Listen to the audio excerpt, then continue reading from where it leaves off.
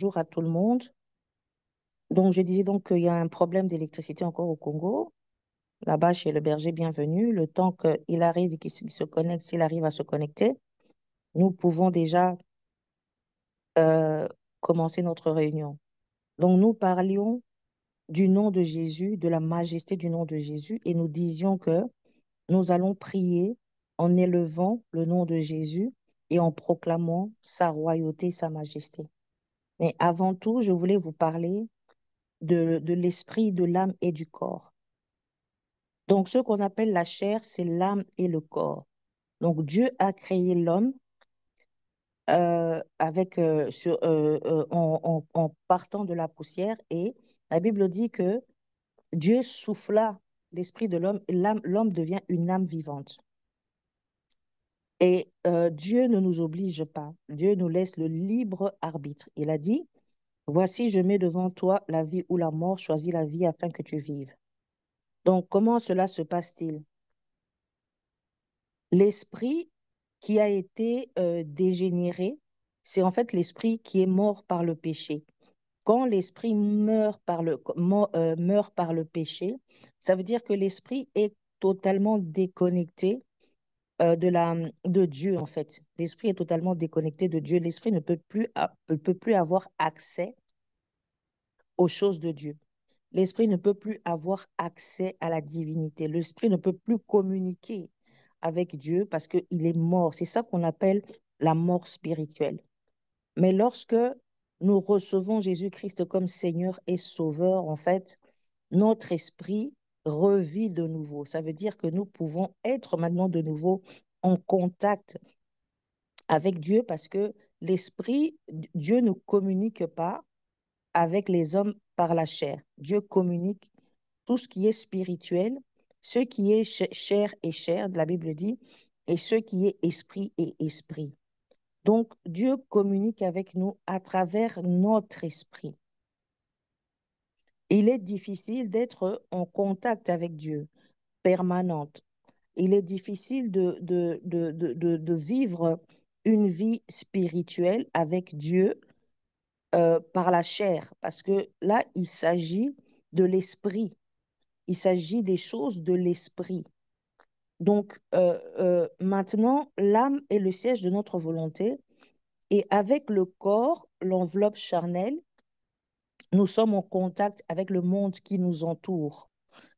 Les yeux, les oreilles, le nez, la langue, donc tout notre corps, en fait, est une enveloppe terrestre qui sert uniquement à ressentir, à voir, à palper le monde matériel. Donc, le corps est une enveloppe purement matérielle et sert uniquement nous sert uniquement sur cette terre. La preuve, c'est lorsque nous mourrons, notre esprit repart à Dieu. Donc, quand quelqu'un est mort spirituellement, par exemple les païens, il faut vraiment qu'ils soient convaincus, l'Esprit de Dieu les convainc et qu'ils parviennent à la nouvelle naissance, à la régénération. Mais tant qu'on est païen, il est difficile de communiquer avec Dieu, de vivre une vie spirituelle tout en étant mort par l'esprit. On ne peut vivre une vie spirituelle qu'en esprit parce que le monde spirituel se vit par l'esprit, les choses spirituelles se captent par l'esprit. La communion avec Dieu se fait par notre esprit parce que Dieu est esprit. Alors, dans notre âme se trouve le siège des émotions. Nous avons aussi le siège de la volonté. Donc, dans la volonté de l'homme, dans notre volonté, nous pouvons dire oui à Dieu, tout comme nous pouvons dire non. Le siège de la volonté. C'est aussi le siège des émotions, c'est aussi le siège des sentiments. Par notre corps, nous avons donc accès à la vue, en fait. Donc, les organes, comme la vue, les oreilles, sont des portes d'entrée. Quand je dis des portes d'entrée, ça veut dire que nous pouvons entendre des choses et ces choses-là peuvent influencer notre âme. Par nos yeux, nous pouvons voir des choses et ces choses peuvent influencer notre âme. Nous pouvons aussi faire des expériences et vivre des choses et ces choses peuvent aussi s'incruster dans notre âme. Nous pouvons vivre des mauvaises expériences, elles peuvent influencer notre âme. Maintenant, l'esprit est l'organe supérieur du corps et de l'âme. Voilà, donc c'est d'abord l'esprit, et puis l'âme, et puis le corps. Donc, dans la hiérarchie de la constitution de l'être humain, l'esprit est un organe supérieur. C'est pour ça que donc, nous sommes régénérés, donc nous sommes ressuscités en esprit avec Christ pour que Christ vienne habiter en nous par la voie de l'esprit. Maintenant, nous avons le libre arbitre. Ça veut dire que Dieu nous communique les choses par l'esprit. Nous pouvons faire le choix d'écouter Dieu ou nous pouvons faire le choix d'écouter notre chair et d'écouter notre âme. C'est là où se trouve le combat, le véritable combat. Le véritable combat, c'est marcher par l'esprit. Ça veut dire que l'esprit doit assujettir le corps, doit assujettir la chair, doit assujettir notre volonté. Mais cela ne se fait pas sans notre accord. Ça veut dire que cela demande notre participation. C'est pourquoi, lorsque nous recevons, nous entendons la parole de Dieu, il faut que la parole de Dieu que nous recevons pénètre notre âme et pénètre vraiment, vraiment notre âme afin que nous puissions faire la volonté de Dieu, afin que nous puissions vraiment accepter la pensée de Dieu. La pensée, en fait, ne vient pas de notre... la pensée fait partie aussi de l'âme. Donc, le psyché fait partie aussi de l'âme. Donc, nos pensées, la Bible dit que c'est du cœur que viennent les mauvaises pensées. À partir du moment où vous avez les mauvaises pensées viennent du cœur, elles influencent notre intelligence et elles influencent notre manière de penser. Et nous, quand nous commençons à penser d'une certaine manière, alors c'est à ce moment-là que nous posons des actes. Donc, si nous ne sommes pas remplis de la parole de Dieu, nous n'avons pas accepté la parole de Dieu dans notre âme, alors nous sommes soumis à la déchéance parce que nous sommes soumis à la chair. Et c'est la chair qui va décider pour nous. C'est ce que nous voyons avec nos yeux, ce que nous entendons, c'est ce qui se passe autour de nous dans notre vie, c'est ce qui se passe dans ce monde qui va nous influencer. Et alors, nous allons marcher à ce moment-là selon la chair, selon les principes du monde, selon ce que le monde va nous proposer. C'est là où se trouve la plus grosse bataille et le plus gros combat. C'est de pouvoir laisser l'esprit nous conduire. Et l'esprit nous conduit, mais l'esprit nous conduit aussi à travers la parole de Dieu que nous avons emmagasinée en nous. Exemple, je donne un exemple. Aujourd'hui, quelqu'un m'a énervé. Je suis vraiment blessée et j'ai envie de me mettre en colère. J'ai envie de me mettre en colère. Ça, c'est l'âme qui veut réagir. Mais si je sais que la Bible dit que les œuvres, les fruits de l'esprit, parmi les fruits de l'esprit, se situe la maîtrise de soi. Si je sais que la Bible dit que la colère de l'homme n'accomplit pas la justice de Dieu, cette parole-là façonne alors à ce moment-là mon âme et à travers cette parole, maintenant, je peux, comment dire, je peux adapter ma réaction et ma manière de penser et ma manière de réagir. C'est pour ça que la Bible dit, ne marchez pas selon la chair, marchez selon l'esprit. Et quand Jésus-Christ dit, prenez sur moi mon fardeau, car mon fardeau est doux et léger. Donc, c'est un échange. Le Seigneur nous demande de faire un échange, de prendre le joug de Jésus-Christ sur nous. C'est un échange. Donc, je suis en colère, j'ai des blessures, j'ai des inquiétudes, j'ai des soucis. Je fais un échange, je donne à Jésus et moi, je prends en échange sa nature. Je donne à Jésus et moi, je prends en échange la parole de Dieu. C'est à ce moment-là que je peux commencer à marcher selon l'esprit et selon la parole de Dieu parce que c'est la même chose. Quand on marche selon l'esprit, nous marchons selon la connaissance de la parole de Dieu et nous accomplissons pas les choses de la chair. Parce que toutes ces choses-là, la colère, les inquiétudes, les soucis, etc., tout ça fait partie de la chair. Mais si nous marchons selon l'esprit, parce que la foi vient de ce que l'on entend, nous allons marcher selon la connaissance de la parole de Dieu. Et l'esprit vient nous aider dans nos faiblesses par rapport à la connaissance que nous avons déjà de Dieu. Alors, c'est ça qui est important dans la marche chrétienne, c'est arriver à arriver à assujettir, à dominer l'homme intérieur. Parce que la Bible dit que l'âme ne se soumet pas aux choses de l'esprit.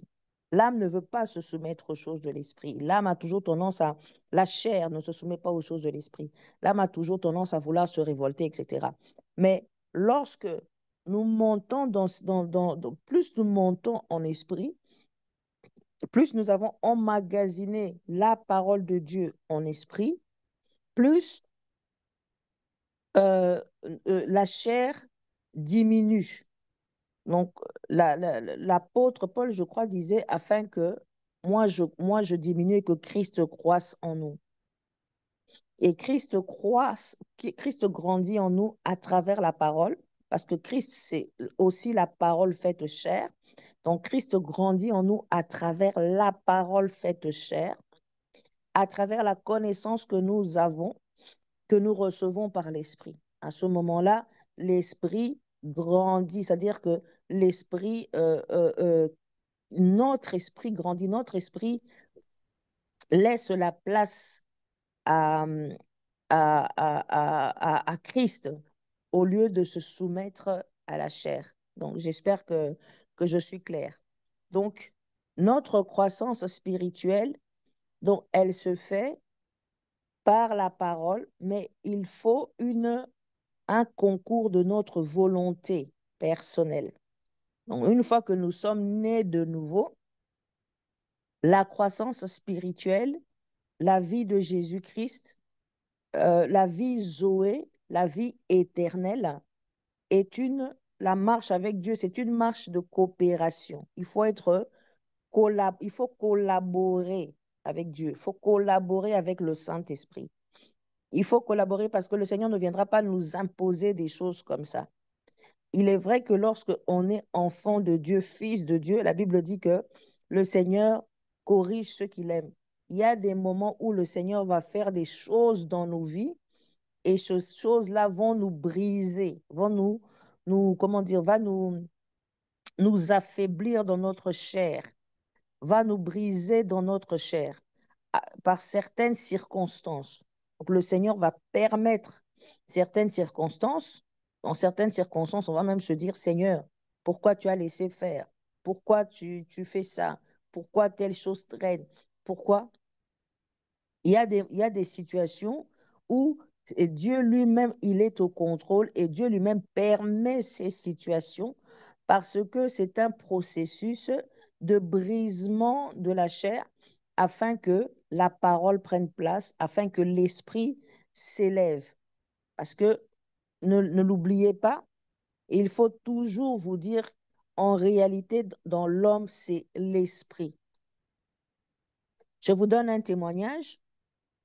Ici en Europe, j'ai vécu quand même, comme tous les Africains, pas mal de racisme. Donc, il y a un moment où, il y a 10 ans, 15 ans comme ça, moi, tous les jours, quand je sortais, je revenais fâchée parce que je me disputais avec les racistes comme pas possible. Et quand j'ai compris qu'en réalité, dans l'homme, c'est l'esprit, j'ai arrêté de voir l'homme blanc selon sa couleur. J'ai arrêté de me voir selon ma couleur. J'ai dit en réalité, dans l'homme, c'est l'esprit. Donc, le plus important, ce n'est pas la race, ce n'est pas la couleur, ce n'est pas la position sociale, c'est l'esprit qui est en nous. Et la parole de Dieu fait de nous des esprits supérieurs. L'œuvre de la rédemption a fait de nous des esprits supérieurs parce que nous sommes positionnés dans les lieux célestes en Christ. Depuis lors, je ne sais pas, je ne peux pas vous dire qu'il n'y a plus de racisme, mais j'en vois plus. Les racistes, je ne les vois plus. Parce que quand je vois euh, les Blancs, quand je vois certains comportements que je peux qualifier de racistes, ça ne m'affecte pas. Pourquoi? Parce que je ne me vois pas en termes de personnes étrangères sur le territoire belge. Je me vois comme un esprit. Et dans le monde de l'esprit, ce n'est pas la couleur qui prime, ce n'est pas la position sociale qui prime. Dans le monde de l'esprit, ce qui prime, c'est la nature de l'esprit. Et nous avons un esprit d'une nature divine, nous avons été régénérés, nous sommes assis dans les lieux célestes en Christ. C'est comme ça, je vous dis, depuis ce jour-là que j'ai compris ça.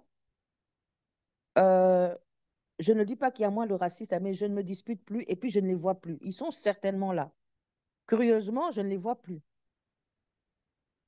Donc, je disais donc que la, la croissance spirituelle, c'est un travail et nous devons collaborer avec Dieu en nous remplissant de la parole de Dieu. Lorsque nous remplissons de la parole de Dieu, l'âme qui est souvent en confrontation, l'âme qui est souvent en opposition avec l'esprit, l'âme commence à devenir petite, la chair commence à devenir de plus en plus petite et la parole de Dieu prend place. Jésus-Christ, la vie éternelle, commence à grandir à ce moment-là en nous et nous grandissons, c'est-à-dire que l'esprit prend plus de place. L'esprit de Dieu prend plus de place. La parole de Dieu prend plus de place et vient assujettir notre chair. C'est ça, en fait, qu'on dit marcher selon l'esprit, vous n'accomplirez pas les désirs de la chair. La chair, c'est quelque chose, je vous dis, vous le savez, la chair, c'est quelque chose qui tourmente. Aujourd'hui, si vous sortez et que quelqu'un vous provoque, si vous êtes, la chair est morte de ce côté-là, vous ne réagissez pas, ça ne vous fait même plus rien, vous vous en foutez, vous ressentez une telle liberté. Mais si à chaque fois que vous sortez, quelqu'un vous provoque, vous réagissez, vous réagissez, vous réagissez, déjà, vous vous sentez très mal dans votre âme, vous allez être souvent en colère, et puis ça va venir provoquer des maladies et tout ça. Donc, le joug de Jésus-Christ est léger parce que c'est une libération, c'est une délivrance. La mortification de la chair peut faire très mal. Comme je vous dis, le Seigneur peut se servir de certaines circonstances et permettre certaines circonstances pour nous briser, pour accélérer un processus en nous.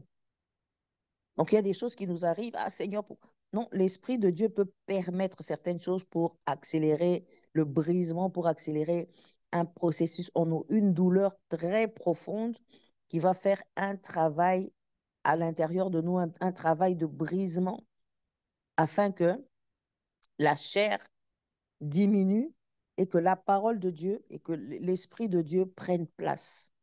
Donc, c'est un processus de croissance spirituelle. Sinon, en temps normal, euh, euh, il s'agit d'une collaboration, il s'agit d'une coopération avec Dieu. Dieu ne va pas venir tout de suite là nous imposer la vie Zoé. Dieu nous l'a déjà donnée, elle est déjà à l'intérieur de nous. Maintenant, il faut qu'elle grandisse. Maintenant, il faut qu'elle croisse. Et pour qu'elle grandisse et qu'elle croisse, il faut que la chair diminue, il faut que l'homme intérieur, notre âme intérieure, soit brisé à la chair et grandisse plutôt aux choses de l'esprit en intégrant la parole de Dieu. plus la parole de Dieu sera intégrée, assimilée. La Bible dit que la parole de Dieu habite abondamment à l'intérieur de vous.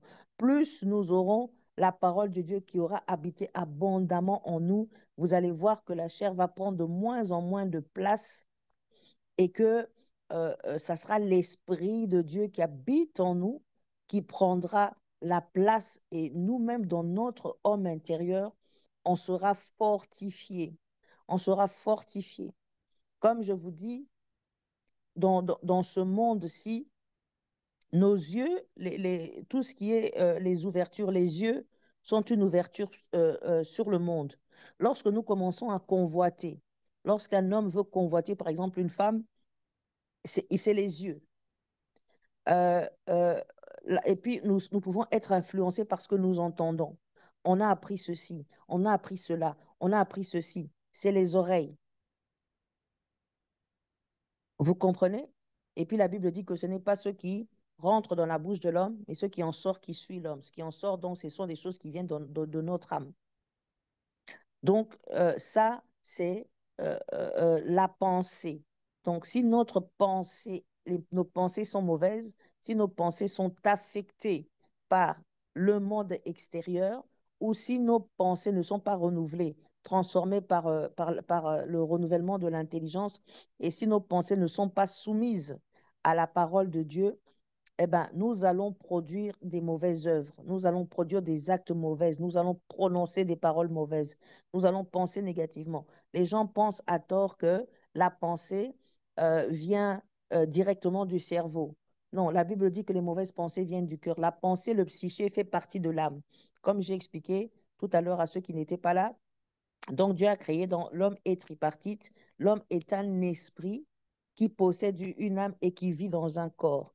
Et que le corps, maintenant, c'est vraiment la partie la moins noble de l'homme. Donc le corps, lorsque nous mourons, le corps il meurt, il va pourrir. Donc voilà, donc le corps a des besoins charnels. Donc le corps est vraiment la partie la moins noble de l'être humain. Et l'âme a son importance parce que l'âme prend des décisions. L'âme est influencée et l'âme prend des décisions, mais quand l'esprit prévaut, l'esprit maintenant va transmettre des choses à l'âme et l'âme va agir selon l'esprit. D'où l'âme est vraiment entre le corps et entre l'esprit.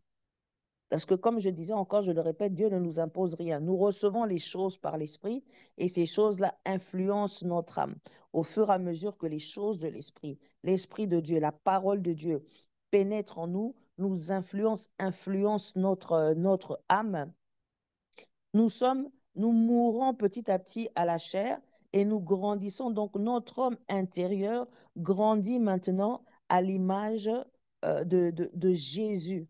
Quand je dis à l'image de Jésus, c'est la connaissance du Christ, c'est la connaissance des principes du royaume, c'est la manifestation de notre sainteté. Donc, il est très important de faire attention à ces choses. Parce que si nous ne faisons pas attention à ces choses, c'est comme ça que nous commençons à marcher selon la chair. Et la chair, comment dire, la gratification qu'apporte la chair est très éphémère. La gratification qu'apporte la chair, elle est très éphémère. La chair aura toujours des besoins à satisfaire, là, maintenant, immédiatement, la colère, les inquiétudes, l'envie, les jalousies, les soucis, les inquiétudes, et patati patata. Donc, c'est pénible. C'est quelque chose de très pénible. Tandis que quand vous avez grandi dans votre homme intérieur, vous savez vous reposer sur le Christ, vous savez vous reposer sur la parole, vous savez libérer la foi dans les circonstances qui nous tourmentent, vous savez avoir la paix du Christ dans les circonstances de tous les jours, c'est reposant.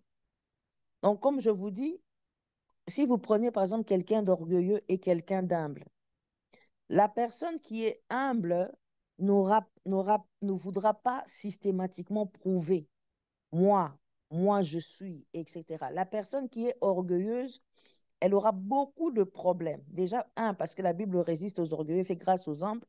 Deuxièmement, elle aura beaucoup de problèmes parce que à la moindre petite insulte, ça touche son orgueil. Au moindre petit affront, ça touche son orgueil. Quand il sort dans le monde, etc., il doit toujours faire en sorte de protéger son orgueil, de protéger sa fierté. Il n'est jamais tranquille, en fait. Il n'a jamais la paix. Mais une personne qui est déjà délivrée de l'orgueil et qui vit dans l'humilité, dans la simplicité, c'est une personne, même si quelqu'un en vient à l'humilier, comme elle est déjà humble. Comment voulez-vous l'humilier encore? Elle est déjà humble. Donc, elle sera, elle sera difficilement atteinte. Donc, l'âme, la chair, contrairement à ce que le monde pense, la chair, c'est une véritable torture. La chair peut être facilement atteinte, la chair peut convoiter, la chair peut facilement être troublée, ce qui n'est pas le cas avec l'esprit, parce qu'en réalité, dans l'homme, donc, c'est l'esprit, et l'esprit est l'organe supérieur de la constitution de l'être humain qui est fait de l'esprit, de l'âme et du corps. Donc, il est important de collaborer avec Dieu, comme je le disais, l'âme est le siège de la volonté. Comme l'âme est le siège de la volonté, euh, il est important pour nous d'être, de nous laisser, cela dépend aussi de nous, de nous laisser, d'avoir cette volonté-là, de nous laisser influencer, de nous laisser pénétrer par la parole, de désirer les choses de Dieu, de désirer les choses de l'Esprit, de désirer les choses célestes, de désirer la présence de Dieu. Tout ça, c'est un concours de notre volonté, c'est le concours de l'âme. Parce que Dieu ne nous a pas créés comme des robots. Si Dieu nous avait créés comme des robots, le monde aurait été différent. Mais Dieu nous a créés avec le libre arbitre. Voici, je mets devant toi la vie ou la mort. Choisis la vie afin que tu vives. Maintenant, nous connaissons le chemin de la vie.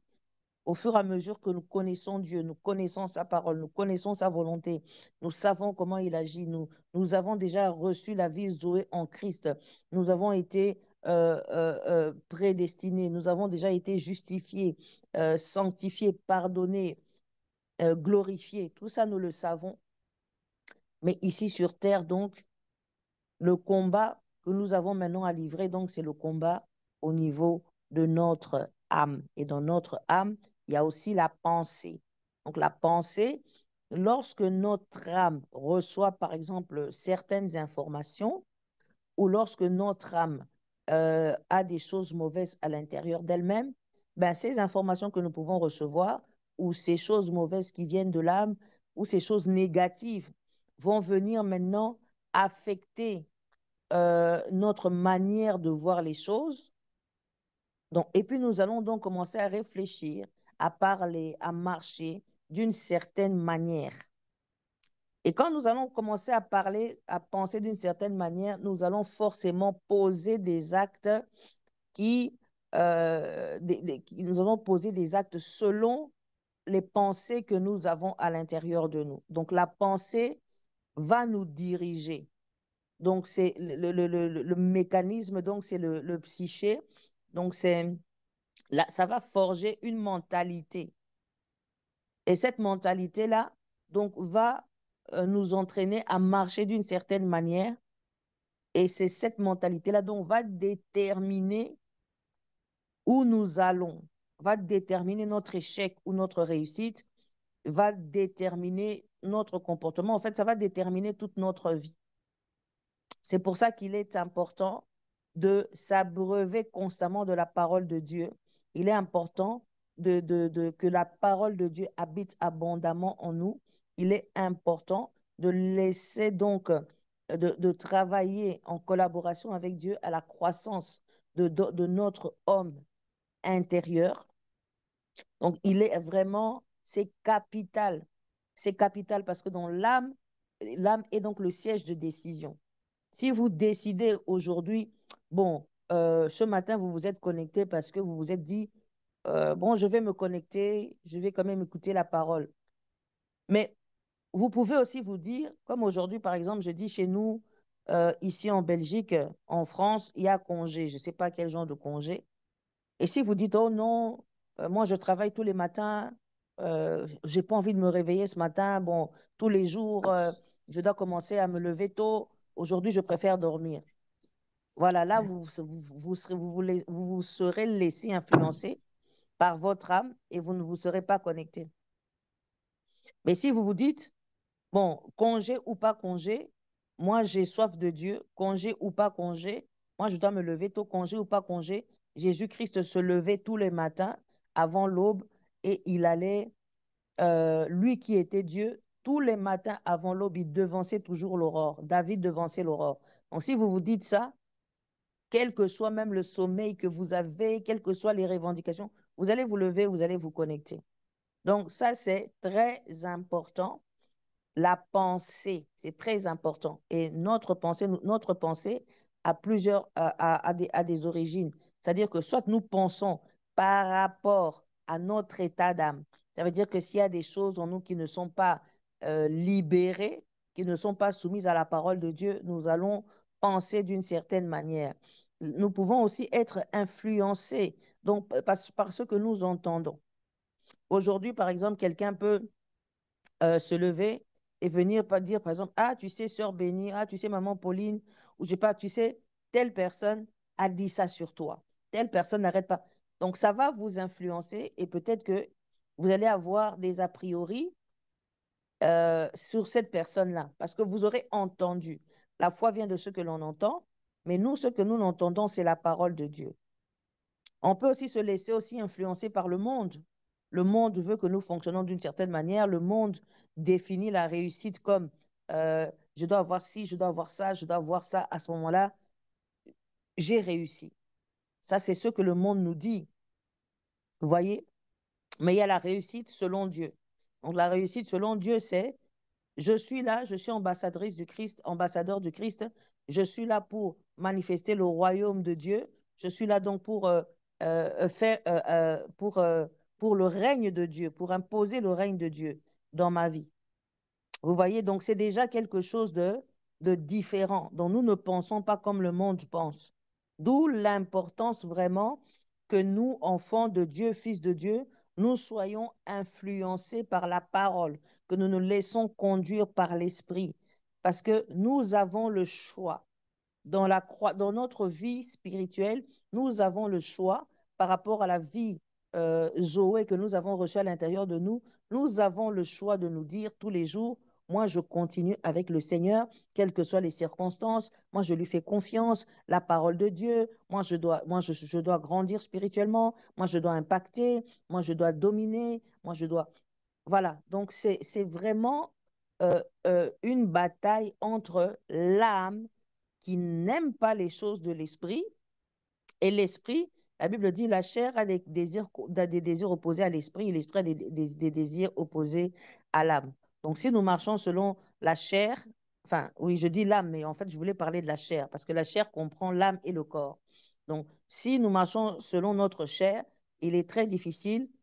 Déjà, quand nous marchons selon la chair, ce n'est pas possible. Si vous marchez constamment selon la chair, vous ne marchez pas selon l'Esprit de Dieu. Or, la Bible dit que ceux qui sont fils de Dieu sont conduits par l'Esprit de Dieu. Donc, être conduit par l'Esprit de Dieu, il ne s'agit pas de aujourd'hui, je reçois une révélation, aujourd'hui, je parle en langue là-bas, et tout ça, et puis je suis conduit. Non, nous sommes conduits par l'Esprit de Dieu selon la volonté, la pensée de Dieu. Et la volonté, la pensée de Dieu nous est manifestée dans la parole. Elle nous est manifestée par la parole.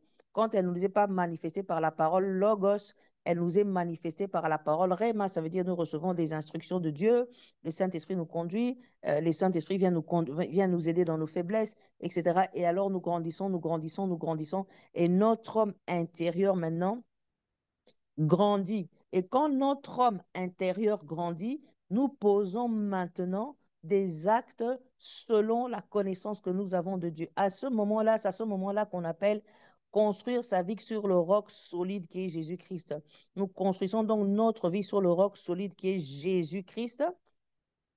Et ce roc-là, quelles que soient les tempêtes, quelles que soient les circonstances, quelles que soient, c'est un roc inébranlable.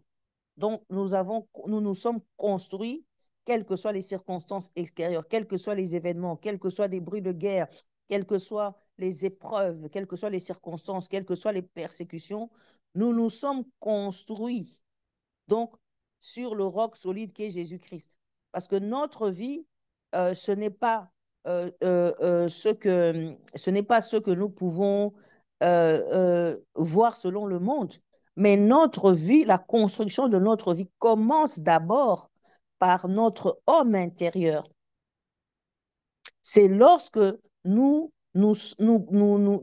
homme intérieur est bâti selon la connaissance, selon la voie de Dieu. C'est à ce moment-là maintenant que nous pouvons maintenant nous projeter dans le monde extérieur et commencer à poser des actes selon la volonté de Dieu, selon la connaissance, selon l'appel qu'on a reçu, selon la... Mais tout ça commence d'abord par notre homme intérieur. Ça commence par ce que nous avons reçu comme révélation, par rapport à la connaissance que nous avons de Dieu, par rapport à la connaissance que nous avons de Jésus. Par exemple, si je dois influencer ma sphère, je dois influencer ma famille, je dois gagner des âmes, etc. Si je ne sais pas que le Seigneur a dit, crois au Seigneur Jésus, tu seras sauvé, toi et ta famille. Je ne peux pas poser des actes, je ne peux pas commencer à prier, je n'irai même pas évangéliser, je ne penserai même pas à prier dans ce sens-là parce que je n'ai pas cette information. Mais à partir du moment où j'ai cette information, je peux poser des actes par rapport à l'information que j'ai reçue. Je ne sais pas si je me fais comprendre, je ne sais pas si jusque-là, tout est bien clair. Donc, c'est très important de comprendre que entre l'âme et l'esprit, il y a un combat et que l'âme est le siège de la volonté, que Dieu ne peut pas nous obliger, même si quand il a des desseins pour nous, parfois nous traînons, nous avons du mal à comprendre certaines choses ou bien nous traînons le pied. Parfois, le Seigneur peut permettre certaines circonstances pour nous briser et accélérer le processus de croissance. Et ça sera toujours pour notre bien. Mais ne pas oublier que l'âme joue un grand rôle, que l'âme est le siège de la volonté et que nous avons besoin pour grandir et pour faire ce que Dieu veut et pour devenir ce que Dieu veut que nous devenions, pour pouvoir impacter, etc. Il ne faut pas oublier que l'âme, notre volonté qui est dans l'âme est le siège de la volonté et des émotions, notre âme joue un grand rôle. Donc, toujours veiller sur son âme. Donc vraiment, se bourrer de la parole de Dieu, euh, comment dire, pour marcher avec l'Esprit de Dieu, marcher, au lieu de marcher selon la chair, parce que si nous sommes des enfants de Dieu, nous sommes appelés, c'est pas en marchant selon la chair. Quand je dis la chair, c'est pas toujours le péché. Les gens pensent que la chair, c'est toujours le péché. Non, la chair peut être les mauvais désirs. La chair peut être... euh, euh, moi, je veux faire ma vie à ma manière. Donc, moi, j'ai des projets, j'ai ci, j'ai ci, j'ai ça. Ça, c'est aussi la chair. La chair peut être aussi les émotions, nos émotions qu'on gère mal. Ça aussi, c'est la chair. Ce n'est pas forcément un péché. Mal gérer les émotions, ce n'est pas forcément un péché. C'est tout simplement que nous ne savons pas gérer les émotions selon la parole de Dieu, selon la connaissance de Dieu. Donc voilà. Donc c'est très important de savoir que dans mon âme, il y a le siège de la volonté. Donc, et je dois coopérer avec Dieu. Je coopère avec Dieu comment? En passant du temps dans la prière, en écoutant Dieu dans la prière au cas où il y aurait des instructions précises à suivre, en grandissant dans la vie Zoé que j'ai reçue par rapport à la parole de Dieu, écouter la parole de Dieu, s'emmagasiner, répéter la parole de Dieu, méditer la parole de Dieu. C'est comme ça que je vais grandir. Et quand je sais ce que Dieu a dit de moi, j'aspire à devenir ce que Dieu a dit de moi. Si Dieu dit que je suis sacrificateur, je suis sacrificateur. Si Dieu dit que je suis positionné dans les lieux élevés célestes en Christ, je suis comme ça. Si Dieu dit que j'ai reçu le pouvoir de marcher sur les serpents, sur les scorpions, c'est comme ça. Et c'est par rapport à la connaissance que j'ai de Dieu que je vais poser des actes dans ce monde. Si je n'ai pas la connaissance, je ne le ferai pas. Donc, il va arriver maintenant un certain moment que l'âme maintenant va commencer vraiment à baisser, à diminuer, et que Jésus-Christ maintenant, avec toute sa connaissance, avec toute sa gloire et tout ça, Jésus-Christ maintenant va grandir en nous, le royaume des cieux va grandir en nous et nous allons devenir, comment dire, l'esprit, l'homme intérieur, notre esprit sera fortifié, notre esprit va vraiment prendre d'autres proportions et la chair va diminuer de jour en jour. Ce qui est une bonne chose, ce qui est une bonne chose parce que agir selon la chair, bon, on les laisse entre les gens du monde. Là-bas, moi, ça fait quand même pas mal de temps que je suis sortie du monde. Après, on se demande comment ils font à vivre comme ça selon la chair. Ils ont leur code, peut-être qu'ils se comprennent, mais nous qui sommes sortis de là, nous voyons vraiment que être soumis à la chair, c'est vraiment pas une bonne chose. C'est vraiment pas une bonne chose. C'est que des problèmes, c'est que des tourments, c'est que des désirs qui sont pas satisfaits. C'est aujourd'hui, je peux être contente parce que j'ai un nouveau iPhone. Demain, je suis de nouveau triste. Demain, je convoite. Demain, je fais ci. En fait, c'est une forme d'esclavage.